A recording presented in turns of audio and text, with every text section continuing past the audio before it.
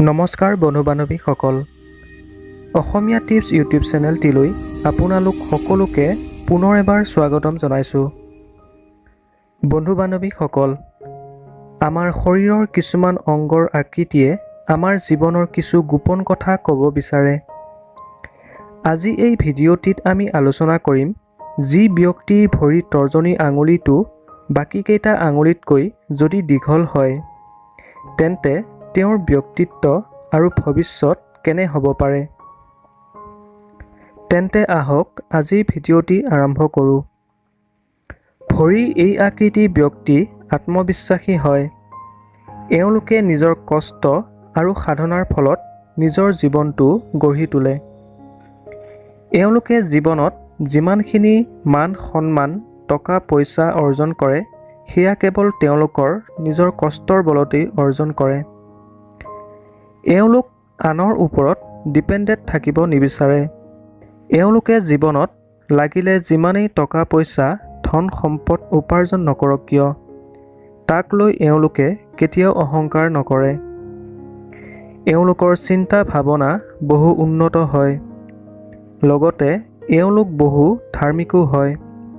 জীৱনত কিবা এটা বেলেগ কৰি দেখুওৱাৰ মনোভাৱ এওঁলোকৰ মাজত সদায় থাকে। এওঁলোকে কৰ্ম কৰি ভাল পায়। এওঁলোকৰ মাজত এটা জেদী ভাৱ থাকিব পাৰে। এনে নহয় যে জেদী হ'ল বুলিয়েই কাৰোবাৰ লগত কাজিয়া পেচাল কৰি থাকে, কিন্তু কৰ্মৰ ক্ষেত্ৰত তেওঁলোকে এই জেদী ভাৱ প্ৰয়োগ কৰে। অৰ্থাৎ তেওঁলোকে যদি কিবা এটা কাম কৰিম বুলি মনত ভাবি লয়, তেন্তে সেই কামটো কৰিহে এৰে। এনে ভৰিৰ আকৃতিৰ ৮০% ব্যক্তিৰ মাজতেই লাভ মেৰেজ হোৱা দেখা নাযায়। তাৰ কাৰণ লাগিলে যিয়েই নহওক কিয়, কিন্তু এনেধৰণৰ বেছিভাগ লোকৰেই লাভ মেৰেজ হোৱা দেখা নাযায়। বাকী ২০% লোকৰ মাজত লাভ মেৰেজ হ'লেও তেওঁলোকৰ দাম্পত্য জীৱন বেছি সুখৰ নহয়। তেওঁলোকৰ মাজত সঘনাই কাজিয়া পেচাল হৈ থকা দেখা যায়। এই লোকসকল ঘৰৰ পৰা দূৰত থাকিব লগা হ'ব পাৰে। লাগিলে সেয়া পঢ়াৰ ক্ষেত্ৰতে হওক বা চাকৰিৰ ক্ষেত্ৰতেই হওক। এওঁলোক বহু শান্ত আৰু সৎ স্বভাৱৰ হয়। এনে ব্যক্তিয়ে নিজৰ জীৱনটো কৰ্মৰ মাজেৰে আৰু প্ৰেম আনন্দৰ মাজেৰে অতিবাহিত কৰিবলৈ বিচাৰে।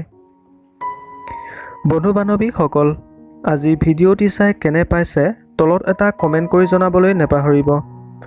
লগতে ভিডিঅ'টো লাইক আৰু শ্বেয়াৰ কৰিবলৈও একেবাৰেই নেপাহৰিব। নতুন এটা ভিডিঅ'ৰ সৈতে পুনৰ লগ পাম। ধন্যবাদ।